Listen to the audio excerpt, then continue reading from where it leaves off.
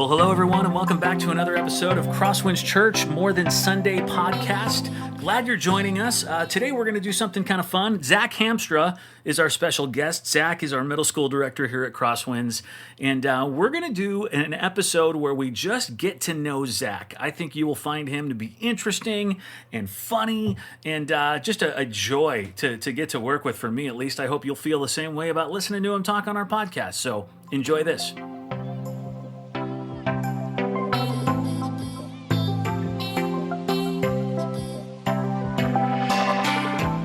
Hey everyone, welcome. I got Zac here with me. Zac Hamstra, welcome back to the podcast. Good to have you. Hey, glad to be back. Zac is our middle school director. And are you at home right now, Zac? Is that where I'm watching you? Yeah, I am currently at home, hanging out in front of my bookcase. What's been going on, man? How are you? Doing good. Yeah? It's been an interesting season for sure. Has it? Trying to social distance as an extrovert is rough. I feel for people like you very much. This has got to be hard. I think I see it in Kennedy. Less so Quinn, but like it's really difficult to just be home all day and not get to be out with a bunch of your friends. And yeah, I've been trying to do some things to help with that, because as an extrovert, I get like my energy from being out and hanging out with people and doing things. So I've like been walking and talking to people on the phone, and it's like turning on the faucet like a quarter of a turn instead of all the way, you know? So I don't get filled up the same way, but I think I miss church on Sundays like a lot. I love church on Sundays. Yeah, I'm sure. Well, this is, our goal today on this podcast was just to get to know Zac, and maybe this is a good way to dive into it. Yeah. You're an extrovert. Have you known that about yourself your whole life? Like when you were a kid, did you know that you liked being around people? It energized you? I don't know if I knew that when I was a kid. I don't think I really started learning a ton of self-awareness until like maybe my last year of high school. Oh, really? I was a pretty unaware kid. Now I can look back and go, yeah, I was pretty unaware in a lot of ways, but high school, and middle school, sometimes middle school is kind of rough. Yeah. A lot of terms. Maybe that's why I like hanging out with middle schoolers, because I didn't have the best middle school experience. So tell us about the Zac of middle school, dude. Now, you grew up in Discovery Bay, right? Mm-hmm. Yeah. So is there a school in Discovery Bay? There is. So there are actually 2 elementary schools in Discovery Bay. Okay. And then there is a middle school technically it's in Byron. So if you're driving out to Discovery Bay, you know that school that's kind of like on the side of the road? I actually do know that school on the side of the road, yes. I went to that school. Wow. So I went there for 5th through 8th grade. Okay. And and as a middle school pastor now or director, do you by the way, Zac is in the process of becoming pastorized. Yes. As we like to call it. But do you look at who you were back then, and can you see that in the kids that you work with now? Oh, totally.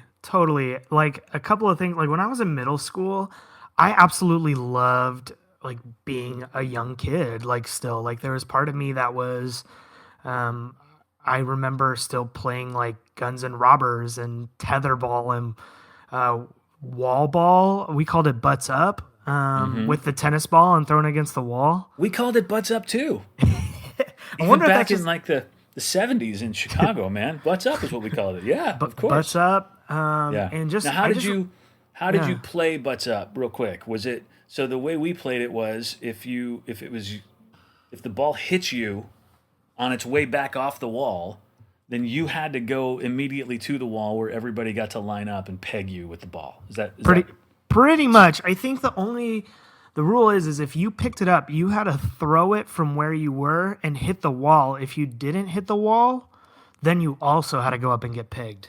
Okay. That's a twist on the way I played it. What kind of ball did you guys use? Was this a playground ball? Tennis ball. Yeah, tennis ball, absolutely. Sometimes a racquetball, a blue racquetball. I don't know if we ever got so sophisticated. I think we just pretty much always, someone had a tennis ball. And then the day that, my buddy Trevor forgot his tennis ball, we were all upset. what are we gonna do now? Like, we don't have anything else to Right. do. That's when you play butts up with rocks. That No, would be a you bad don't call. want to do that. You No. don't. That's just called stoning someone. Ouch.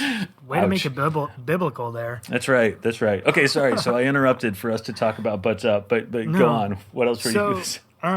Yeah, I think we actually divided it up. Middle school, it was like middle school was 5th and 6th grade, and then like junior high was 7th and 8th grade, and they were kind of separate. And so like as a junior higher, like you got to go to dances, but middle schoolers didn't go to dances.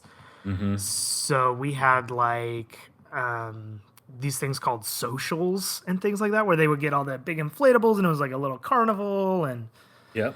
I remember that. And then when I was at the end of our 6th grade year, we actually got to go to our very first dance, and it was super lame because it's like from 3 to 5 o'clock in the afternoon. Like that was your very first like An dance. afternoon dance. I love it. Afternoon dance. And most of us have been like looking forward to it for the first like for that whole year.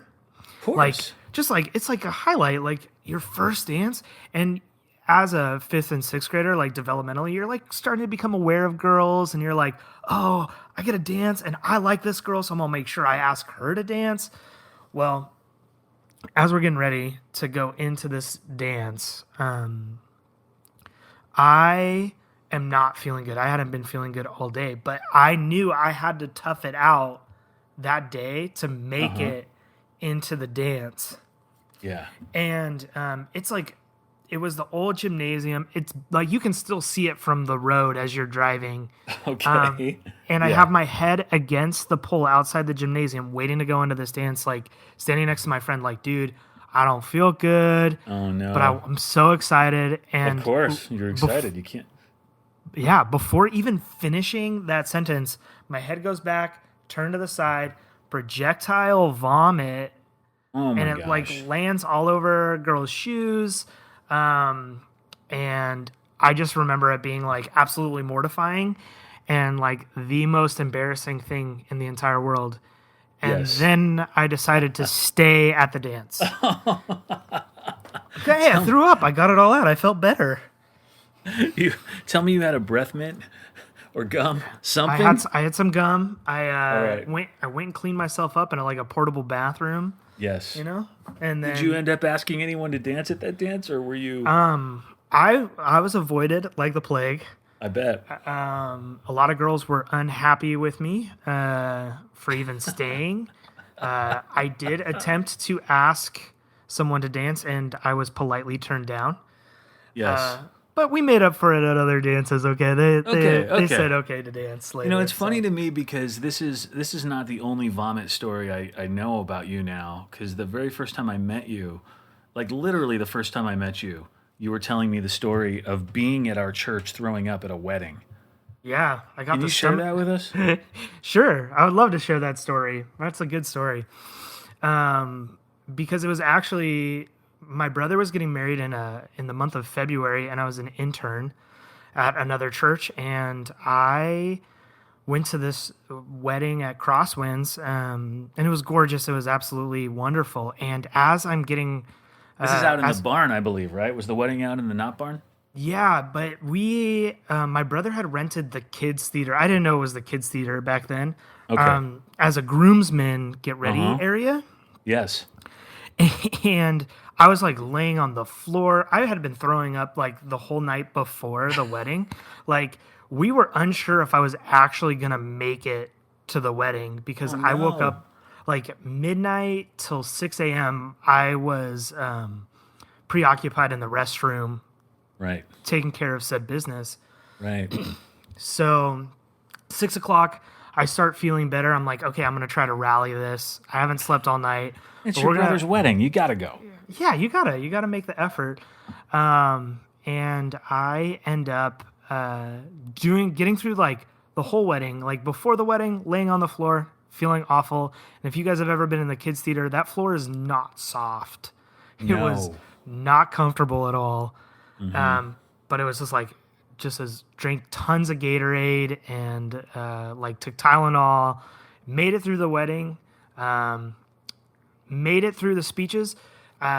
Killed it on my speech, by the way. Best speech at the wedding, hands down. All right. Beside them getting married, like that was pretty cool. Yeah. And then as we're like cleaning up the groomsmen room after they had left, I just couldn't anymore. And I went into what is now Volunteer Central, that I know now is Volunteer Central, looking for a bathroom because one of the other groomsmen was in the bathroom in the farm theater. I threw up in that. There was a trash can right there. Threw up in that trash. There. Yes. Still there. Threw up in the trash can, and I felt so guilty because I was like, oh, they're gonna have kids in here tomorrow, and I have to take. I don't want this room to smell like puke, so I took the bag out of the trash can, tied it up, and put it in one of the outside trash cans, so that okay.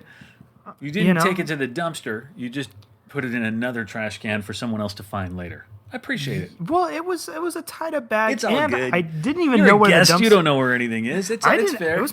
It was like my second time at CrossWinds, and I thought to myself that day, because I was currently starting to get my resume ready to apply to churches and things. Yeah. Oh, I'm never getting a job here. Yeah, and now here you are. And here I am. Well, these are appropriate stories for a middle school director. It feels like stories about vomit are exactly what we would expect to get from you.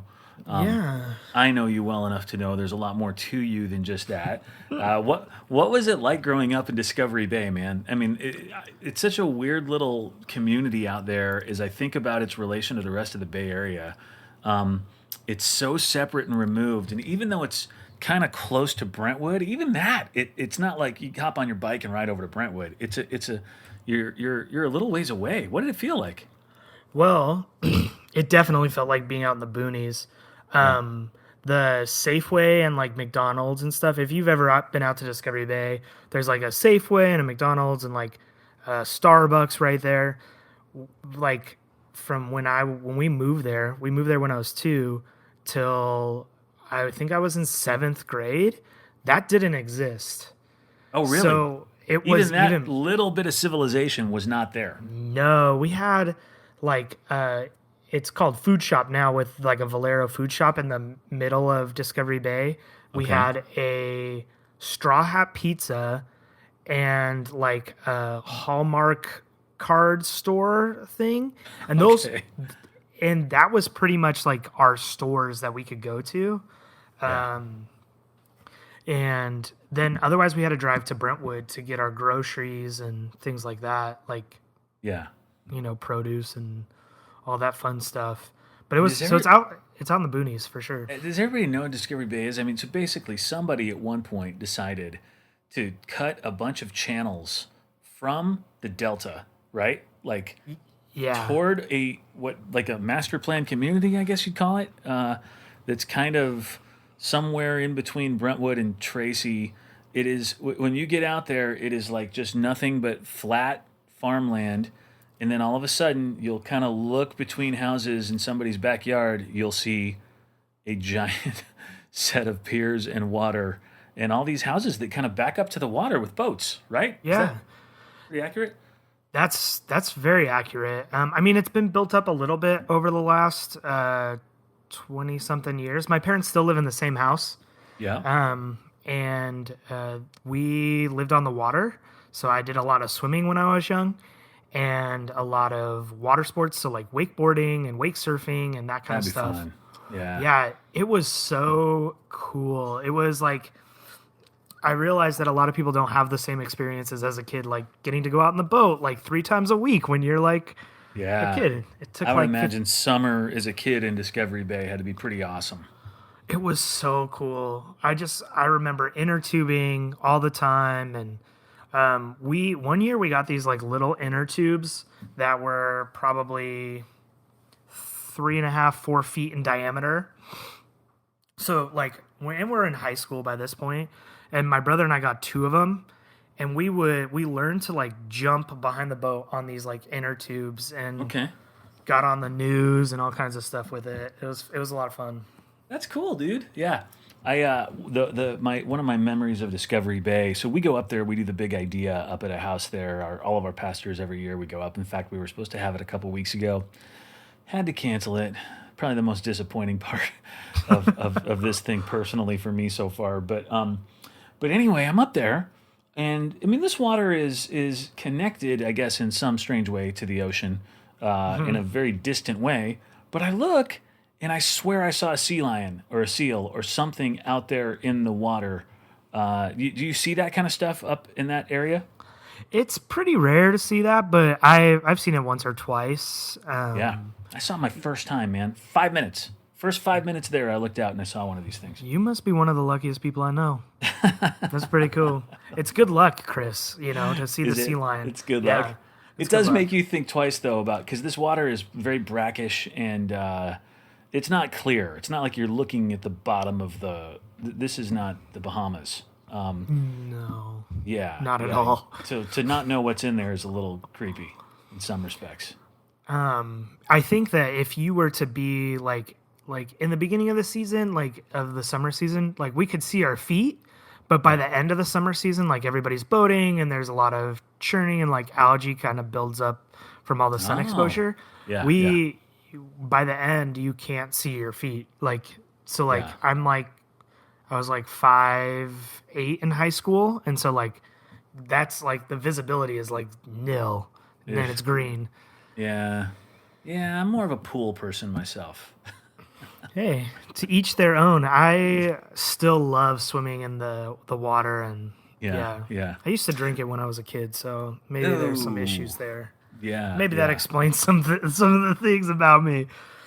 Well, hey, talk to us a little bit about middle school right now. I know that because I'm a middle school parent, you sent out a survey a couple days ago. Have you gotten them back from parents yet? Just kind of. Yeah, I've already gotten great responses from probably about 15 people. So please keep filling them out because it's going to be super helpful as we're looking to do some planning over this next part of the shelter-in-place season, as well as going into summer. There's even a question about summer camp on there. So if you want your opinion heard about, and want your kid to get involved over summertime, please fill it out because it's going to be really helpful of where to direct my energy and what to plan so that our kids can engage with Jesus and have just a fantastic summer. This season. What are you? Tell me more. I mean, what kind of responses are you getting from people? What are they saying? By the way, I love that you sent something out and just asked people. I think that's always a smart thing to do. Thank you. What kind of questions did you ask? You asked about summer, obviously. What kinds of stuff are you hearing? So I asked about some of the things that we're currently doing. So. Our goal originally going into shelter in place was to kind of try to keep a consistent schedule, around the same times that we were already doing church things, whether that was small groups on Wednesdays from 5:30 to 7, or just different aspects of doing an Instagram live on Sundays at 11. Right. We're trying to keep it very similar. So we have, even with Level Up, we're doing a 9 a.m. small group for Level Up on Zoom.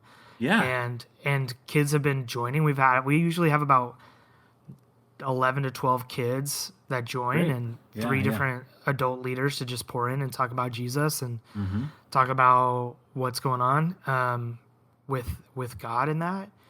And so just seeing is this working for your family? Is this something that you guys are finding?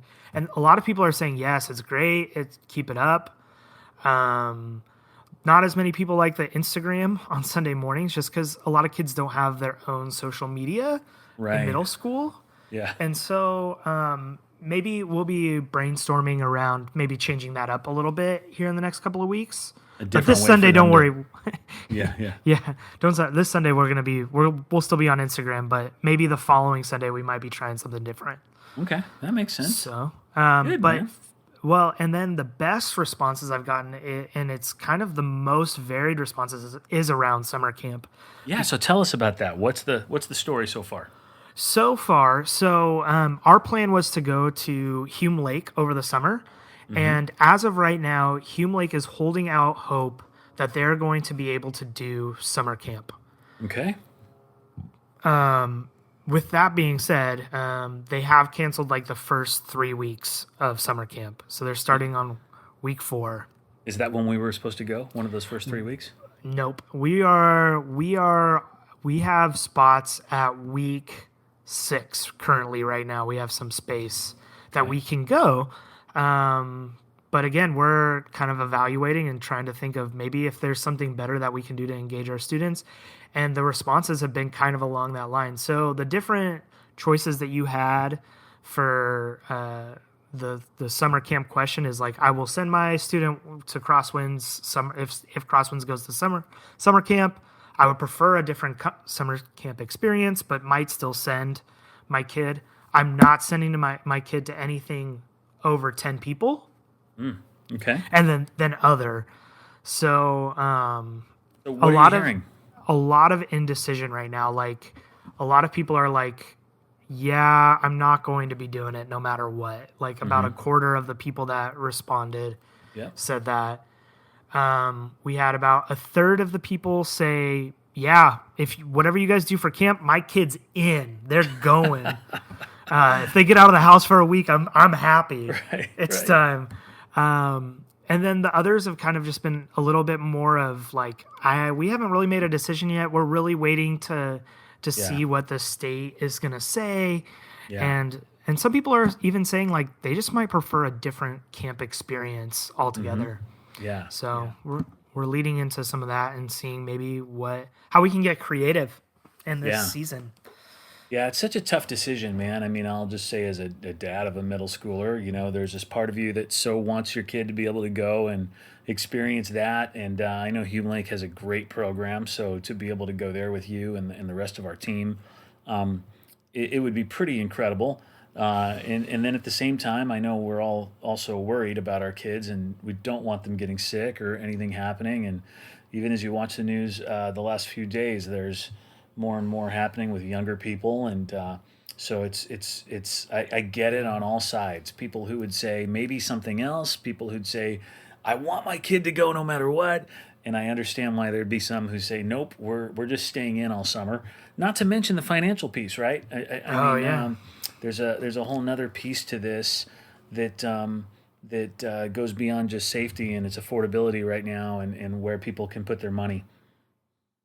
Totally, and we're really trying to take all of that into consideration as we make choices, and we really want parents, your voices to be heard in that, and like we would love your input on that. So if you could fill out that survey or even send me an email around your thoughts around summer camp, we would love just to include you in kind of what we're planning and what we're thinking about, especially for this summer. And it might affect us in the future too, of what is a good experience for our middle school preteen students and what they're going through, and how to best point them and lead them towards Jesus.